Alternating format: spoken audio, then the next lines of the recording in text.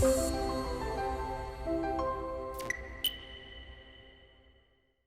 welcome back to the WorkLife show from Staff Treats. Hi, I'm Kathryn Wilson, and today we're joined by a very interesting person when it comes to the world of cultural diversity.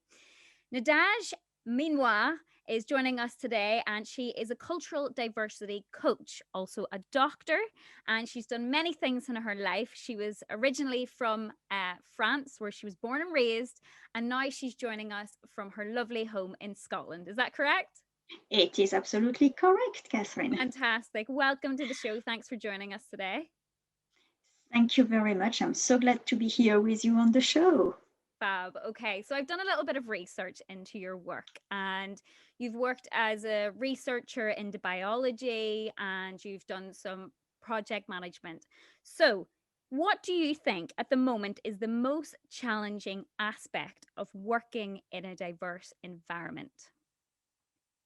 Well, I think the challenge is to recognize this diversity and to be able to be flexible and to adapt to it.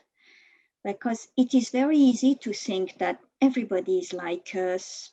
Other people have the same expectations in their communication behaviors, for instance. They have the same requirements in terms of work, what they expect from work. But that is not correct. Everybody has different expectations, and particularly diverse people from different cultures, they can have extremely different expectations.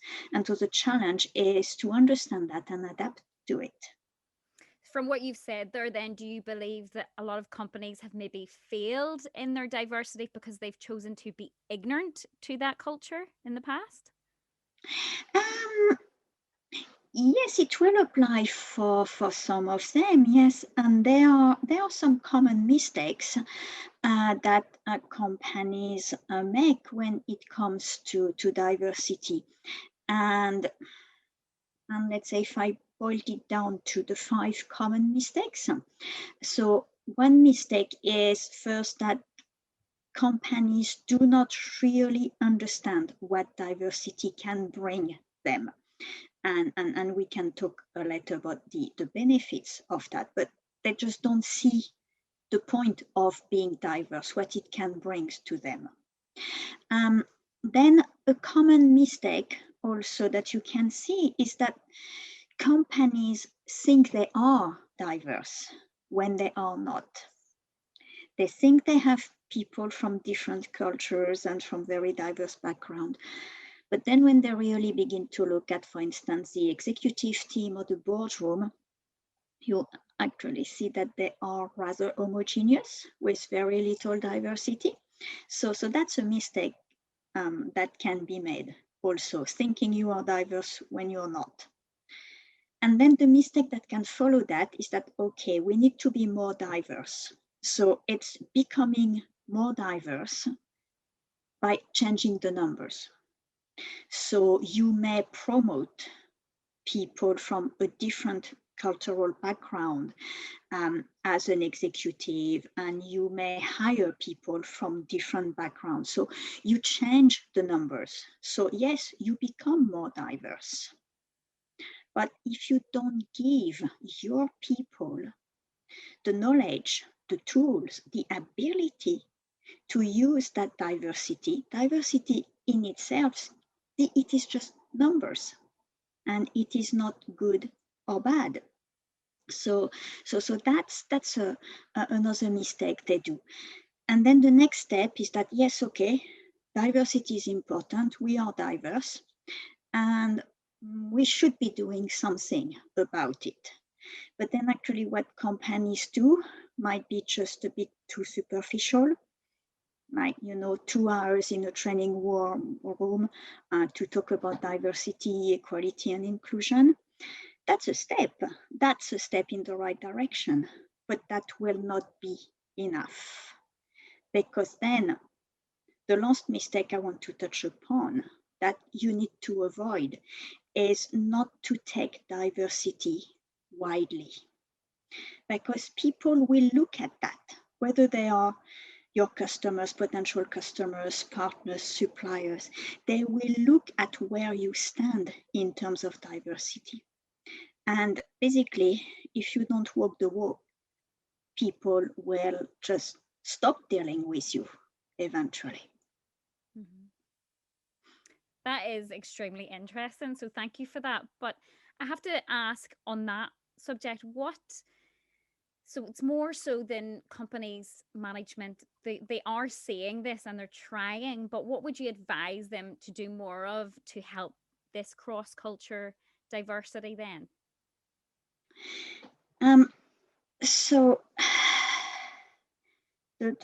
some of the things they can do is first to understand where they stand, where everybody in the organization stands in terms of culture, and what is the impact of their own culture at the individual level on communications and behaviors.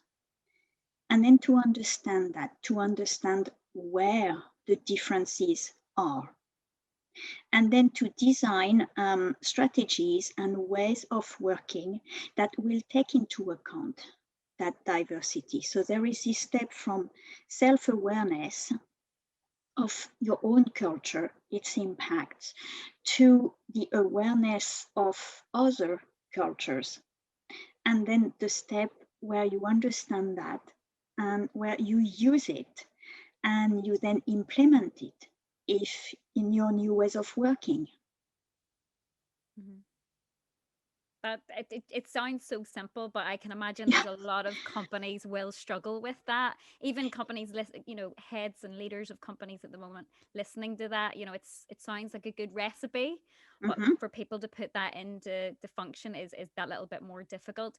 What would you Yes. say are some of the real positives if a company is able to implement these changes and these ways of exploring the cultural differences and diversities?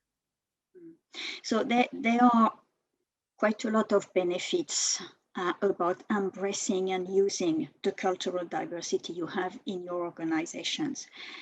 And one is that the different people will have different ways of thinking and working.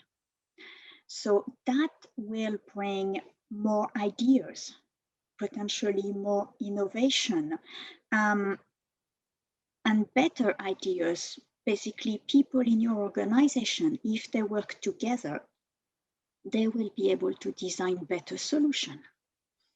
Mhm. And then it will reflect at the whole level of the organizations, because this diversity brings you different ways of thinking and working, but it also brings you different strengths and abilities. So we can obviously talk in terms of education, previous experience, skills, but just the way of seeing the world, of how you produce your ideas.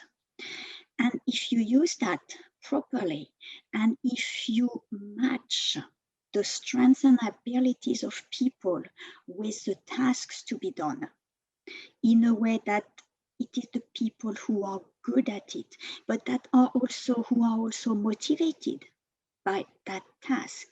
If you give this to them, well, the work will be much more efficient. So you will see, for instance, that you miss fewer deadlines, Mhm. and people will work better together because everybody will work to their strengths, really. Mhm.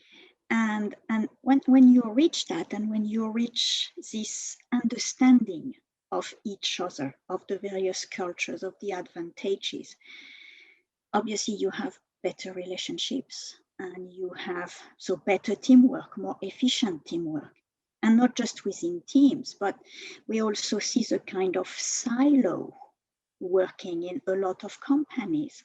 Well, that can break it down, basically. You have less silos, less conflict. So your organization, the interactions in your organization will be much more smooth. Basically, it will run more smoothly Mhm. between people. So a lot less friction and a lot less reaction and arguments and conflict. Mhm. And it's not just um, for the people in your organization, it's also for people outside and for the performance of the organization. And yes, if you have these diverse people, you will have better performance because they will design these better solutions. They will work better. They will be more able to innovate. So your organization will become much more adaptable, and that will make it better. And I was reading some numbers actually this morning, and I don't want to do them right, so I'm going to look at them again now. Some research that has been done, and it says that 85% of CEOs in companies who have invested in diversity inclusion programs and similar programs, they have seen an increase in business performance. And 78% of these have seen an increase in the innovation generated. And then for the outside world, well, people are more and more aware, and they want to see that companies take diversity and inclusion seriously. So if you have somebody thinking of applying for a position in your organization, or people who will be potential partners, suppliers, customers, they will look at what you do. And if they think you do something good and you really believe in diversity, in inclusion, in bringing the best out of people, whoever they are, yeah, they will deal with you. So yes, at the end, really, all these benefits will mean more profit, more customers for a company. I also think it's important, something you've just touched on there, I think at the start, was about self-awareness. Yeah. Awareness of where you came from, where you were brought up, how you were brought up, and the places that you were born and bred to. And just on a more personal side, obviously you live in Scotland now. So you moved from France, and I'm sure your story is so different to anybody else's. But how long have you lived in Scotland then? So I arrived in Scotland in 2009. Okay. So it's quite a while now. But I left France in 1998. Okay. And in between that, I lived in the States, in Germany, and in Austria. And you're absolutely right. And it is all this experience that has brought me to what I'm doing now, because I've seen firsthand this diversity, living in different cultures, working and interacting with people from all over the world during all these years. But what I have seen is that it's actually a struggle for a lot of people, because they cannot step, as you mentioned, from this self-awareness to the fact that other people have different cultures, they have other values, other beliefs, and that's absolutely fine. It's not that one is better than the other. No, it's different, and this diversity is absolutely fine. We need to embrace it. And so I've seen this struggle, and teams who couldn't work together as well as they could because of that, which actually brought me to say, this is what I want to do, and I want to help organizations and companies to become more performant by using this diversity that most of them already have around them. Like they say, new ideas don't come from the same mind, they come from lots and lots of different minds combined. Exactly. So as we're aware at this time, a lot more companies, especially the massive, huge corporate companies, are becoming more globalized. So can you discuss some of the benefits of if you are to start a new company, a new business, to having, lots of people from Asia, lots of people from all different parts of the world? Can you describe some of the benefits you would see as a new SME, for example, from reaching out to all corners of the earth rather than just from your hometown? Yes, yeah. Well, as we've already touched upon, it will bring you all these different ideas that on your own or with people from the same cultural background thinking the same, you would never have. So it brings you that different point of views that you need to have to be able to progress and to have these new ideas. It will also bring, if you have this diversity, that you can use it to make sure that you meet expectations, for instance, of your customers. And in this same study, for instance, what they saw is that if a team has a team member from the same ethnicity as a customer, that team is 152% more likely to understand that customer. So true. So that's what it brings you. It brings you this understanding and then this ability to adapt and to meet the expectations of the people you want to reach. You want to sell your product or your services as a company. And of course, it doesn't need that you have to be a big company with really people from all over the world. But it means that you need to have some diversity, and that you have to give to the people you have the tools, the skills, and the ability to understand other cultures. And this is a journey. This is not something you will do in 2 hours in a classroom with training. So it's really a shift in the way of thinking and of developing your workforce. Mm-hmm. And there's something real about that connection. I can imagine you have witnessed this before many times. If you were to ring, say, for example, your internet provider, and the person that picks up and answers the phone has a similar accent to you, or Yes. she says a word that would be from your hometown or something like that, you Mm-hmm. immediately feel like it's a better customer service, like it's a better customer experience. So that is so important. So I've never really thought about that, Mm-hmm. but for that connection with Yes. with the people you work with and people you work for, or the people that you use as service providers, that's so important. So thank you for that. Yes. So on the WorkLife show, we always like to ask, what do you think that people could be doing right now? A lot of us are working from home. What can they do now to better their work-life balance, do you think?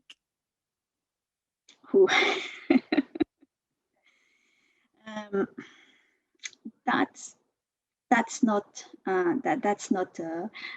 an easy question, because it's true that right now, with a lot of countries being in lockdown, and the diversity of experience has in a way increased so much, because before, obviously, there was this diversity, but we could leave some of it behind when we were going to the office, and we were in that new environment, new culture, if I can say, which was the office.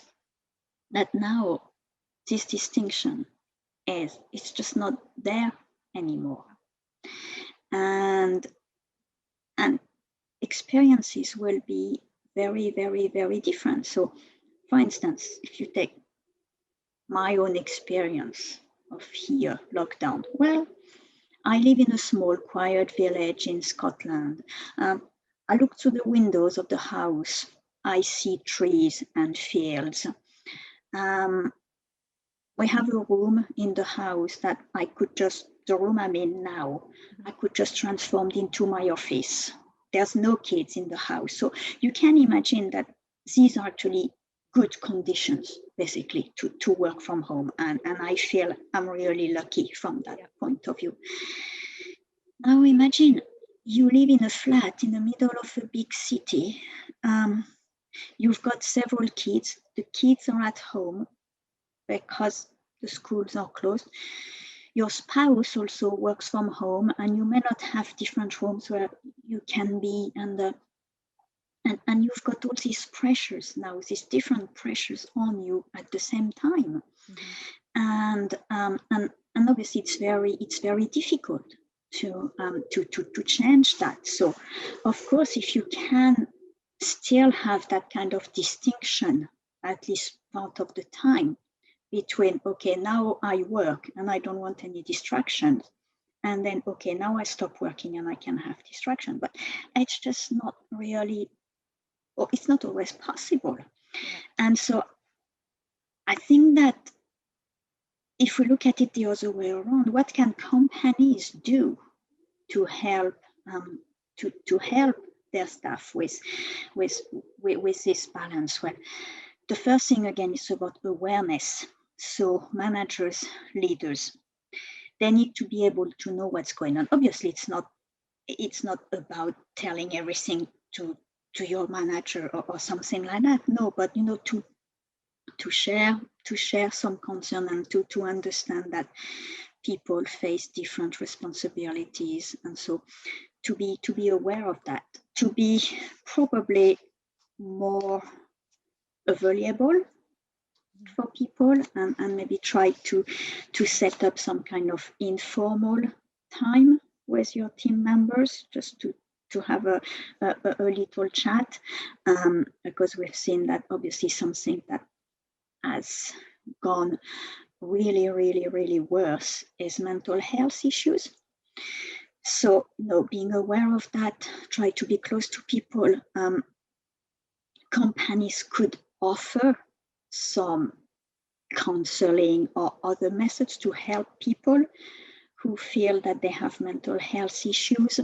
So put this in place, also maybe put some other type of training, and increase the skills of people, and especially skills about how to deal with everything that is coming on now at the same time. And also something that people have felt is the lack of belonging, because you're remote, so you are not with your colleague as much, and you don't feel that you belong as much to your workplace. So trying to find ways of increasing that belonging. It may be just informal gathering online, obviously, but kind of informal gathering that are not about work. Also technology that will increase real collaboration between people to try to increase that sense of belonging. So these are to me things that companies could do, because for some people themselves it will be very, very hard to be able to say no, that's okay, now I work and that's it, and it's just not possible. So back to you then. How are you managing your work-life balance? I know this is a difficult question. People hate it. They're like, I'm a nightmare for this. Don't ask me. But how are you? Are you enjoying it? Some people are, some people aren't. Feel free to tell me if you are or not. But what are you doing right now that's helping your work-life balance? Well, I think having a routine is important. So set things for the day, and having a routine and things that you do, instead of being taken from one task to the next, distractions here and there. So try to have, obviously I'm not saying about scheduling each and every minute of your day, but try to have some anchors during your day, that things that, okay, bring you back to ground, or keep you grounded in a way during your day. That is something that has really helped. So just thank you so much for chatting to me so far. But just to summarize and just to round up our lovely interview, I would like to ask you personally, what are you most excited about in the next couple of months? Ooh, well, to me, I've seen a lot of movements this last year, and especially with the event began in America, and a lot of movement about diversity and inclusion, about this need to understand people better, to say, yes, people are different, and that's great. and that's great. And and I can see that developing more and more and more. So I'm really looking forward to that, and basically myself, setting things in the next few months to spread that word around. Basically, that it is really time, because diversity is there, and people are in a way more and more in their own. So there's a paradox here, because diversity is there, and because we can work from home, so potentially your colleagues could be from anywhere in the world. And yes, we've met people from all over the world in the last year. So it is there. But at the same time, we're kind of physically constrained. We're in lockdown. So at the same time, our physical world has shrunk. So something that will be very interesting is how we solve this paradox, that we seem to be more and more and more in our little bubble because we don't physically interact. But at the same time, we have all this diversity around us. And that's definitely something I'm looking forward in the next couple of months. It's very interesting the way you put that together. They're just saying that some of our world has gotten so much smaller, but some of our world has gotten so much bigger. And I've never thought about it like that before. So thank you so much. Thank you for sharing your experiences about cultural diversity. I found it really interesting and exciting. So hopefully, people, now that they found this secret key, they can start using it in their companies and SMEs. Thank you so much for chatting to me today. Thank you very much, Kathryn. See you soon.